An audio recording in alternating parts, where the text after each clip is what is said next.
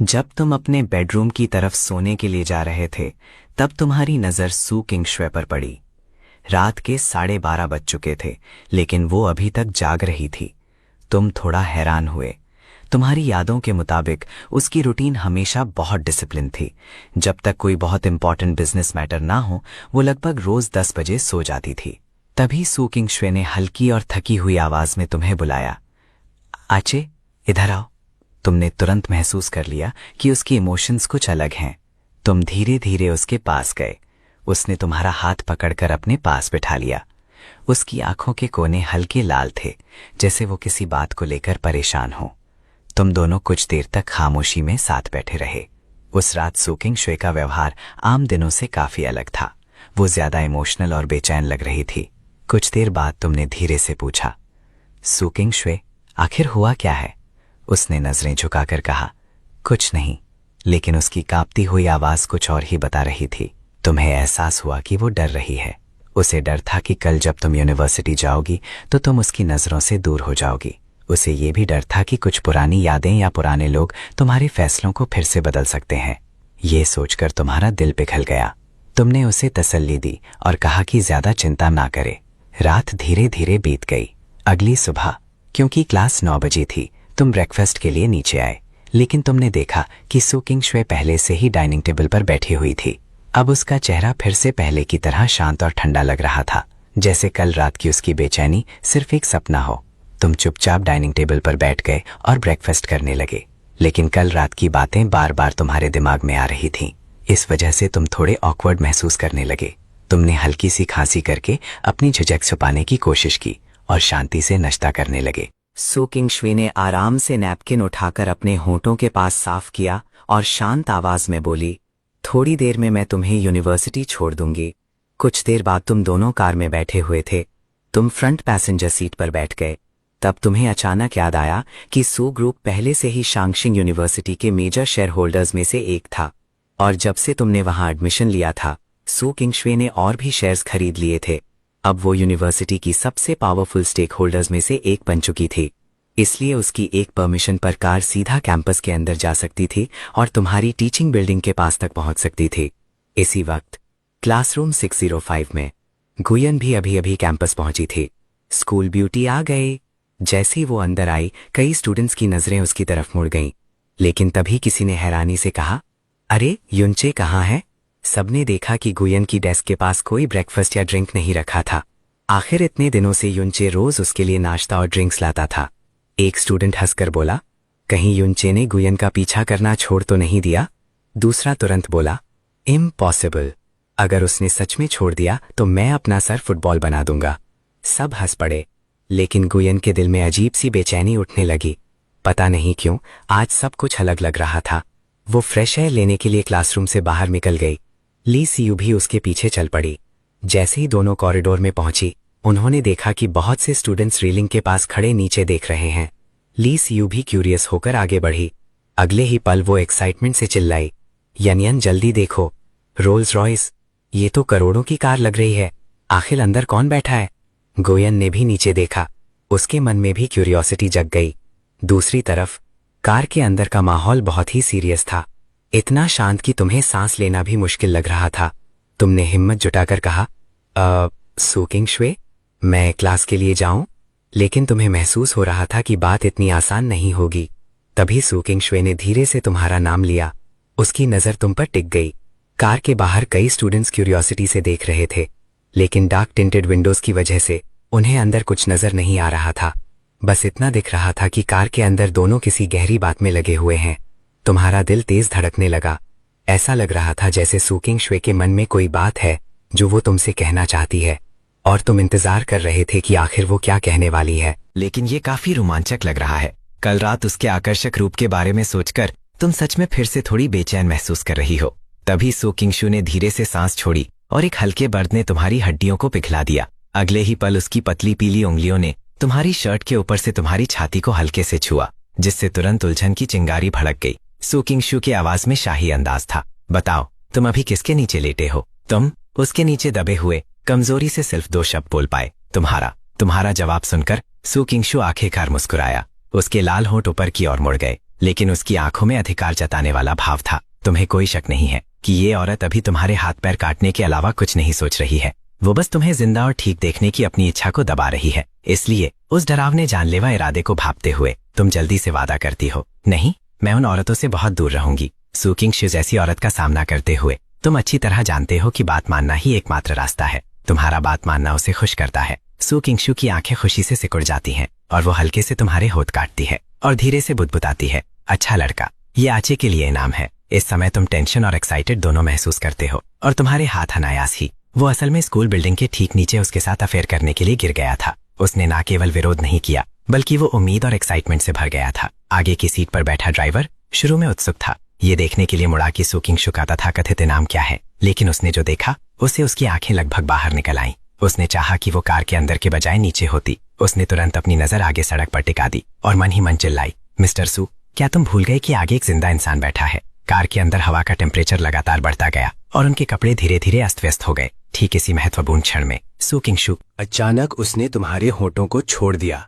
अगले ही पल जब तुम बिल्कुल भी तैयार नहीं थे, उसने जोर से तुम्हारी गर्दन पर काट लिया। दर्द से तुम हल्का सा कराह उठे और मन ही मन बड़बड़ाए, क्या ये कुत्ते की तरह है क्या? हर वक्त काटने का इतना शौक क्यों है? जब तक हल्की सी खून की महक हवा में नहीं फैल गई तब तक सू किंगशुए ने अपनी पकड़ नहीं छोड़ी। फिर उसने उस छोटे से खून के कतरे को अपनी जीभ से छूकर साफ कर लिया। एचे, ये मेरा तुम्हारे ऊपर छोड़ा हुआ निशान है। वो संतुष्टि से उस साफ दिखाई देने वाले दांतों के निशान को देखने लगी। उसके बाद ऐसा लगा जैसे उसके शरीर की सारी ताकत धीरे धीरे खत्म हो गई हो।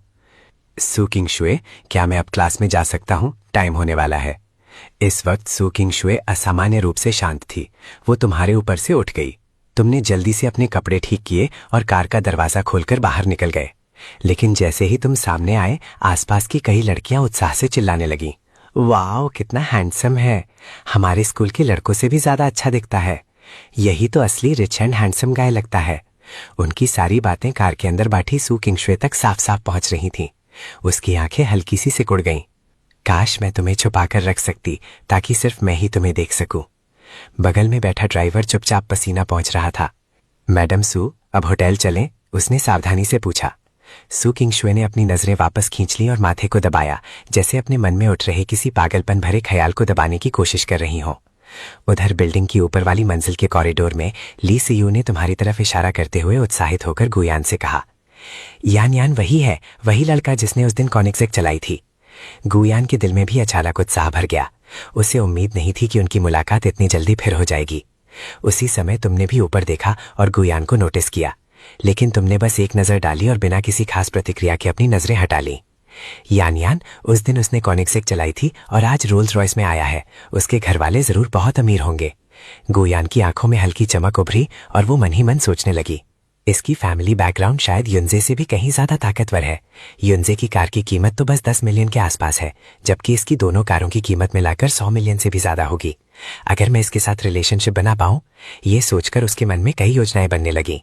ली सीयू ने उत्साहित होकर कहा, अरे ये तो हमारी टीचिंग बिल्डिंग की तरफ आ रहा है, क्या ये भी हमारे डिपार्टमेंट का स्टूडेंट है? फिर उसने मुस्कुराते हुए जोड़ा, अगर इसे तुम पसंद आ जाओ तो कितना अच्छा होगा। लेकिन तुम इतनी खूबसूरत हो कि कोई भी लड़का तुम्हें देखकर अट्रैक्ट हुए बिना नहीं रह सकता, है ना? गुयान के गाल हल्के से लाल हो गए। सीओ, ऐसी बातें मत करो, मेरी इतनी भी चाम नहीं है। इस समय तुम 6ठी मंजिल पर पहुंच चुके थे और सीधे क्लासरूम की तरफ जा रहे थे। दूर से गुयान ने तुम्हें आते देखा। उसकी आंखों में एक चमक उभरी। फिर उसने अपने पास खड़ी ली सीयू से कहा, सीयू, मैं पहले वॉशरूम होकर आती हूं। ये कहकर वो वॉशरूम की तरफ चल पड़ी। संयोग से वो रास्ता ठीक वही था जहां से तुम्हें होकर गुजरना था। जैसे जैसे तुम दोनों के बीच की दूरी कम होती गई, अचानक उसका पैर मुड़ गया और वो सीधे तुम्हारी तरफ गिरने लगी। लेकिन तुम्हारी रिएक्शन बहुत तेज थी। तुम तुरंत एक तरफ हट गए और उसे पूरी तरह अवॉइड कर लिया। गुयान जमीन पर बुरी तरह गिर पड़ी। तुमने मन ही मन राहत की सांस ली। अच्छा हुआ समय रहते बच गया। अगर वो सच में मुझ पर गिर जाती और सू किंगशुए को पता चल जाता तो उसके परिणाम सोचकर ही डर लगता है। गुयान पूरी तरह हैरान रह गई। उसकी योजना तो ये थी कि वो तुम्हारी बाहों में गिर जाएगी, फिर तुम्हारा धन्यवाद करेगी और इसी बहाने तुमसे नजदीकी बढ़ाएगी। लेकिन तुमने उसे पकड़ने की बजाय सीधे गिरने दिया। उसे उठाने की कोशिश भी नहीं की। कुछ ही सेकंड में पूरा कॉरिडोर छात्रों से भर गया। जो लोग गुयान को पसंद नहीं करते थे वे अंदर ही अंदर काफी खुश हो रहे थे। कई लोग सोच रहे थे कि ये लड़की आखिरकार किसी ऐसे इंसान से टकराई है जिस पर उसकी चालें काम नहीं आईं। इतने लोगों के सामने शायद पहली बार गुयान की इतनी बेइज्जती हुई थी। उसकी आंखों में आंसू आने ही वाले थे, लेकिन तुम्हारे सामने अपनी छवि बनाए रखने के लिए उसने किसी तरह खुद को संभाल लिया और आंसू रोक लिए। तभी भीड़ में से उसका एक और प्रशंसक जल्दी जल्दी आगे आया और उसे उठाने में मदद की। यान यान, तुम ठीक तो हो? उसने चिंता से पूछा। गुयान ने तुम्हारी तरफ एक नजर डाली और सिर हिलाया। मैं ठीक हूं। ठीक कैसे हो? तुम्हारी कोहनी और घुटनों की स्किन छिल गई है, उसने उसके घावों की तरफ इशारा करते हुए कहा। तभी तुमने मन ही मन सोचा, इसमें मेरी क्या गलती है? मैंने उसे धक्का तो नहीं दिया था, मैं उसे क्यों पकड़ता? गुयान ने तुरंत उस लड़के का हाथ पकड़ लिया और धीरे से बोली, हुईगांग, सच में मैं ठीक हूं। फिर वो तुम्हारी तरफ मुड़ी और माफी मांगने वाले अंदाज में बोली, कृपया इन्हें गलत मत समझना, गलती मेरी थी, मैं खुद ही संभल नहीं पाई। सॉरी, मैंने तुम्हें परेशानी में डाल दिया। उसे डर था कि कहीं तुम उसके और हुईगांग के रिश्ते को गलत ना समझ लो, इसलिए उसने खास तौर पर सफाई देते हुए कहा, मेरा दोस्त बस ज्यादा चिंता कर रहा था, इसलिए उसने तुम्हें गलत समझ लिया। उम्मीद है तुम बुरा नहीं मानोगे। लेकिन तुमने उसकी तरफ देखने की भी जहमत नहीं उठाई। एक हाथ जेब में डालकर तुमने ठंडे और व्यंग्य भरे लहजे में कहा, सीधा चलना सीखो, हर वक्त किसी की बाहों में गिरने की कोशिश मत किया करो, ये ट्रिक्स मुझ पर काम नहीं करती। ये सुनते ही गुयान का चेहरा सफेद पड़ गया। उसके चेहरे पर शर्मिंदगी साफ दिखाई दे रही थी। उसका दिल जोर से धड़क उठा। क्या इसे पता चल गया कि मैंने जानबूझकर ऐसा किया था? उसी समय उसे तुम्हारी आवाज भी अजीब तरह से जानी पहचानी लगी। ऐसा महसूस हुआ जैसे वो ये आवाज पहले भी कहीं सुन चुकी हो, लेकिन उसे याद नहीं आ रहा था कहाँ। तुमने उसकी तरफ और ध्यान नहीं दिया और सीधे क्लासरूम में चले गए। जैसे ही तुम अंदर आए, जीबो ने सीटी बजाई। वाह युनचे, कमाल कर दिया। ना सिर्फ दिखने में हीरो हो, बल्कि आज तो मजा भी आ गया। वो अंदर ही अंदर बहुत खुश था। उसे याद आया कि पहले तुम गुयान के पीछे पीछे घूमते रहते थे, लेकिन आज पहली बार तुमने उसके सामने इतनी सख्ती दिखाई थी। उसके लिए ये दृश्य बेहद संतोषजनक था। जैसे ही तुम रूम 605 में दाखिल हुए, पूरी क्लास अचानक शांत हो गई। हर कोई तुम्हें घूरने लगा। सबके दिमाग में एक ही सवाल था, क्या रोल्स रॉयस में आने वाला ये लड़का हमारी ही क्लास का है? एक लड़का अपनी जिज्ञासा रोक नहीं पाया। ब्रो, क्या तुम गलत क्लास में आ गए हो? तभी पीछे से अंदर आती ली सियू बोली, मुझे लगता है ये नया ट्रांसफर स्टूडेंट होगा। ये सुनकर गुयान के होठों पर हल्की मुस्कान आ गई। उसे उम्मीद नहीं थी कि तुम दोनों एक ही क्लास में निकलोगे। अब तो इसके करीब आने के मौके और भी बढ़ गए। उसने मन ही मन फैसला कर लिया कि वो किसी भी तरह तुम्हें अपना बनाकर रहेगी। इधर तुमने आसपास हो रही सारी फुसफुसाहटों को पूरी तरह नजरअंदाज कर दिया। तुम सीधे जीबो के बगल वाली खाली सीट पर जाकर बैठ गए। तभी उसकी नजर तुम्हारे हाथ में पकड़े बैग पर पड़ी। वाह, कितनी अच्छी खुशबू आ रही है। उसकी आंखें बैग पर टिक गई। तुमने बैग उसकी तरफ बढ़ा दिया। तुम्हारे लिए ब्रेकफास्ट है। जीबो ने तुरंत बैग खोल लिया। उसे लगा था कि अंदर साधारण ब्रेड या बन होंगे, लेकिन अंदर का खाना देखकर उसकी आंखें फैल गईं। ये सब सुकिंग श्वे की तरफ से भेजा गया था। उसे स्कूल की कैंटीन का खाना पसंद नहीं था, इसलिए उसने खासतौर पर तुम्हारे लिए अलग से खाना भिजवाया था।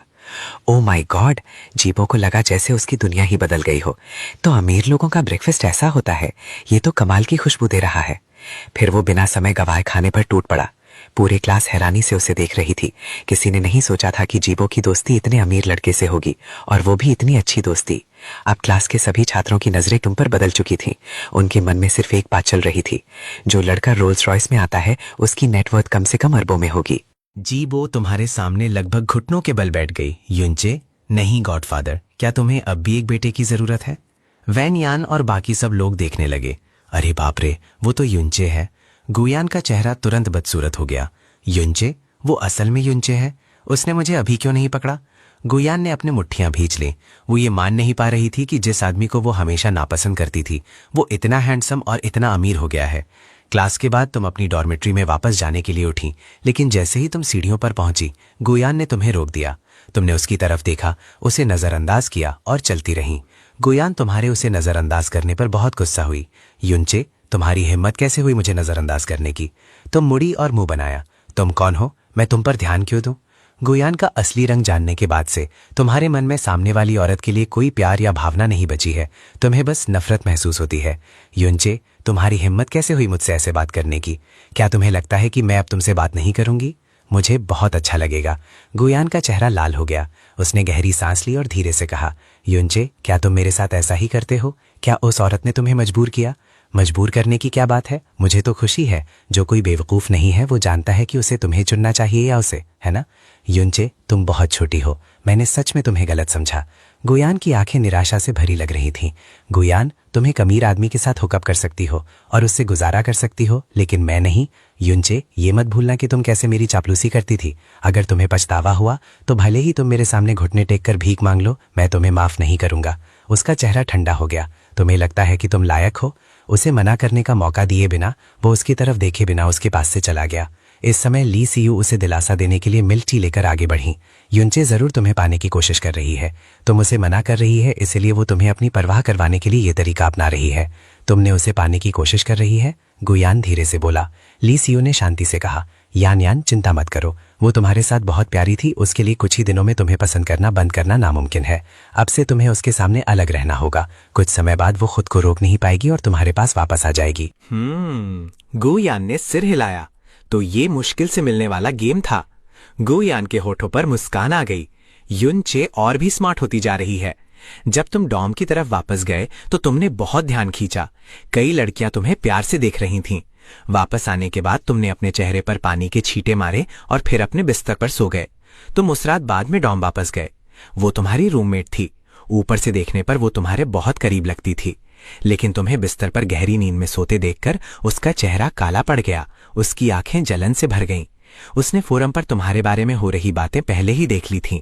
तुमने असल में उसकी जगह हंसते हुए फूल, एक ऐसी औरत का निकनेम जिसे आकर्षक माना जाता है, बना ली थी। वो समझ नहीं पा रही थी कि इतनी नेक, रहस्यमयी और खूबसूरत औरत तुम्हें कैसे पसंद कर सकती है। वो तुमसे कम आकर्षक नहीं थी। वो औरत उसे नीची नजर से कैसे देख सकती थी? अचानक उसके होठों पर एक शरारती मुस्कान आ गई। मैं पक्का उस औरत को तुम्हें छोड़ने पर मजबूर कर दूंगा। उस रात जब तुम अपने बिस्तर पर वापस जाने वाले थे तो तुम्हें अचानक टेबल के नीचे एक गुलाबी कागज का टुकड़ा मिला। जो हिस्सा दिख रहा था उस पर दिल बना हुआ था। तुमने कागज को काटा और देखा कि उस पर क्या लिखा है। तुम्हारी आंखें खुशी से चमक उठीं। युनचे, तुम्हारा काम हो गया। तुमने अपना फोन निकाला और सुकिंगजू को एक मैसेज भेजा।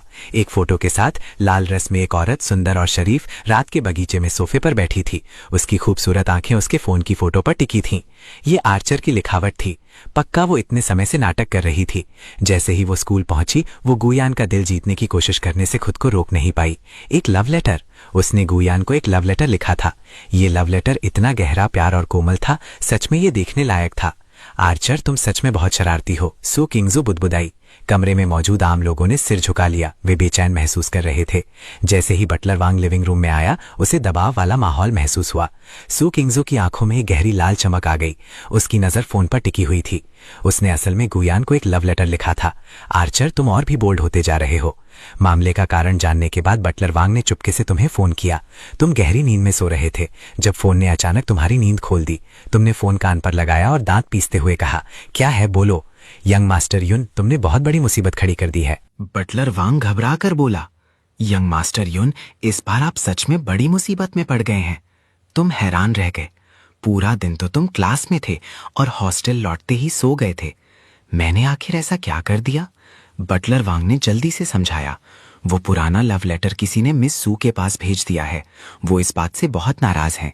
यंग मास्टर युन, इस बार मामला गंभीर लग रहा है। Love letter? तुमने दिमाग पर जोर डाला और अचानक तुम्हें याद आया। सचमुच बहुत पहले तुमने गुयान के लिए एक प्रेम पत्र लिखा था, लेकिन वो तो पुराने समय की बात थी। ये तो उस पुराने बेवकूफ युनचे ने लिखा था, अभी वाले युनचे ने नहीं। तुमने मन ही मन शिकायत की।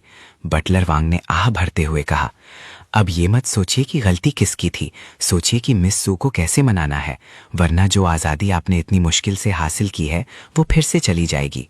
फोन कटने के बाद तुम गहरी सोच में पड़ गए। काफी देर बाद अचानक तुम्हारे दिमाग में एक आइडिया आया। लगता है अब यही तरीका काम आएगा। उधर सू किंगशुए अपने कमरे में अकेली बैठी थी। वो बहुत दुखी और आहत महसूस कर रही थी। उसके मन में निराशा, गुस्सा और कई उलझे हुए विचार चल रहे थे। वो बार बार उसी प्रेम पत्र के बारे में सोच रही थी। एचे, तुमने ऐसा क्यों किया? उसे लग रहा था कि शायद उसकी सारी उम्मीदें गलत थीं। इसी बीच उसके फोन पर एक नया मैसेज आया। जब उसने देखा कि मैसेज तुम्हारी तरफ से है तो उसने तुरंत उसे खोला। मैसेज पढ़ते ही उसके चेहरे का तनाव धीरे धीरे कम होने लगा। वो उसे बार बार पढ़ने लगी। ये एचे ने मेरे लिए भेजा है। उसके चेहरे पर हल्की मुस्कान लौट आई। कुछ देर बाद उसने तुम्हें फोन किया। लव लेटर अच्छा लिखा है। ये सुनकर तुमने राहत की सांस ली। कम से कम वो अब पहले जितनी नाराज नहीं लग रही थी। फिर सू किंग शुए ने अचानक कहा, एचे, जो आखिरी हिस्सा तुमने लिखा था। तुम्हारा चेहरा थोड़ा लाल हो गया। असल में वो मैसेज भेजने के कुछ समय बाद ही तुम्हें लगा था कि वो काफी शर्माने वाला और भावुक था, लेकिन फोन की दूसरी तरफ से मुस्कुराती हुई आवाज आई।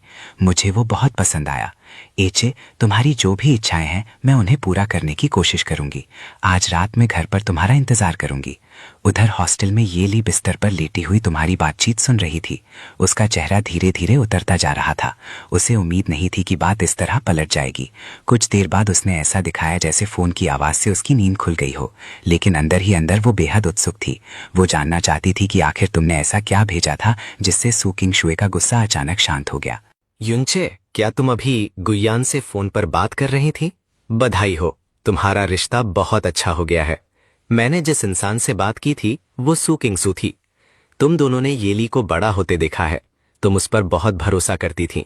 सोचती थी कि येली जीबो के अलावा तुम्हारी सबसे अच्छी दोस्त है, लेकिन पता चला कि वो सू किंग सू को पसंद करती है। तुम्हारी दोस्ती पहले से तय थी। तुम आज भी उसकी घमंडी और घमंडी हंसी नहीं भूल सकती। जब उसे पता चला कि तुमने गुयान से शादी कर ली है और सू किंग सू ने तुमसे कांटेक्ट करना बंद कर दिया है। तुम्हारे पिछले जन्म में सू किंग सू अक्सर तुम्हें सजा देती थी और येली का उसमें हाथ था। अब जब तुम्हारा दूसरा जन्म हुआ है तो तुमने उसे सबक सिखाने का पक्का इरादा कर लिया है। येली ने भौहें चढ़ाई, हैरान होकर पूछा, युनचे, तुम अचानक सू किंग सू के साथ इतने अच्छे क्यों हो गए हो? कुछ नहीं, मुझे अभी पता चला। मुझे लगता है कि वो बहुत अच्छी है। मैं उसके साथ रहना चाहता हूं, तुमने हल्के से कहा। येली परेशान हो गई। युनचे, तुम्हें इस बारे में सोचना होगा। उसने ऐसा दिखाया जैसे वो ये सब तुम्हारी भलाई के लिए कर रही हो। वैसे युनचे, क्या तुम्हें गुयान पसंद नहीं है? क्या तुम उस औरत के साथ नहीं रहना चाहते जिसे तुम पसंद करते हो? अगर तुम सू किंग सू के साथ रहने के लिए मान गए तो वो तुम्हें दूसरी औरतों से बिल्कुल भी मिलने नहीं देगी। तुमने मजाक उड़ाया। मैं देख सकता हूं कि तुम सच में नहीं चाहते कि मैं और सू किंग सू साथ रहें। बेशक मैं नहीं चाहता कि तुम दोनों साथ रहो युनचे। तुम मेरे दोस्त हो। मैं चाहता हूं कि तुम उस औरत के साथ रहो जिससे तुम प्यार करते हो। तो फिर मैं तुमसे पूछता हूं, जब तुम कहते रहते हो कि तुम ये सब मेरी भलाई के लिए कर रहे हो, तो तुमने चुपके से सू किंग सू को ये लव लेटर क्यों भेजा? धमाका, तुमने लव लेटर टेबल पर पटक दिया। नाइटफॉल शांत रहा। युनचे, मैं ये सब तुम्हारी भलाई के लिए कर रहा हूं। मैं तुम्हें सू किंग सू से बचाने में मदद कर रहा हूं। तुम गुस्से में थे। तुम ये सब मेरे लिए कर रहे हो या अपने लिए? तुम अपने दिल में जवाब जानते हो। नाइटफॉल, मुझे पता है कि तुम सू किंग सू को पसंद करते हो। मैं तुम्हें बता रहा हूं, तुम्हारा कोई चांस नहीं है। सू किंग सू मुझे पसंद करती है। तुम उसे दूर नहीं कर सकते। सू किंग सू तुम्हें पसंद भी नहीं करती। नाइटफॉल का एक्सप्रेशन बिगड़ गया। उसने अपनी मुट्ठियां कसकर भींच ली। तुम बेवकूफ हो। तुम्हें ये सब कैसे पता? इससे पहले कि वो कुछ रिएक्ट कर पाती, तुमने उसके चेहरे पर जोर से मुक्का मारा। नाइटफॉल का मुंह नीला पड़ गया और उसके होठों से खून बहने लगा। उसकी आंखें गुस्से से लाल हो गईं। युनचे, तुम क्या कर रहे हो? कुछ नहीं, मैं बस तुम्हें पसंद नहीं करता। तुमने अपनी उंगलियां चटकाई। तुमने अपनी जगह पर कुछ लेग टेक्निक सीखी है। Perfect timing. युनचे, क्या तुम पागल हो? यह शंघाई यूनिवर्सिटी है। किसी को मारने पर तुम्हें निकाल दिया जाएगा। येली ने दांत पीसकर चिल्लाया। निकाल दिया? तुमने उसे फिर से पेट में मुक्का मारा। बातों बातों में उसे उकसाया। येली गुस्से में थी। उसने हाथ उठाया और तुम पर मुक्का मारा, लेकिन तुम बच नहीं पाए। इसके बजाय तुमने सीधे वार झेला। इससे पहले कि वो कुछ कर पाती, तुमने उसे लात मारी, जिससे वो उड़ गई। येली ने अपना पेट पकड़ा और मुश्किल से खड़ी हुई। युनचे, तुम बस इंतजार करो। मैं पक्का कर दूंगी कि तुम्हारा खून निकल जाए। तो फिर करो, मैं इंतजार कर रही हूँ। सो भाई लोग, कल मैं वीडियो अपलोड नहीं कर पाया क्योंकि मेरा कॉलेज स्टार्ट हो गया है। उसके लिए सॉरी यार। मैं पूरी कोशिश करूंगा कि रेगुलर अपलोड्स आते रहें, लेकिन कभी कभी कॉलेज की वजह से 1-2 दिन वीडियो ना आ पाए तो प्लीज बुरा मत मानना। आई होप आप लोग समझोगे और सपोर्ट करते रहोगे। और हाँ, आज की वीडियो कैसी लगी कमेंट सेक्शन में जरूर बताना। क्या आपको वीडियो पसंद आई? अगर वीडियो अच्छी लगी हो तो लाइक, शेयर और चैनल को सब्सक्राइब करना मत भूलना। बस इतना ही था आज की वीडियो में। मिलते हैं नेक्स्ट वीडियो में। तब तक के लिए अपना ख्याल रखो। गुड बाय भाई लोग।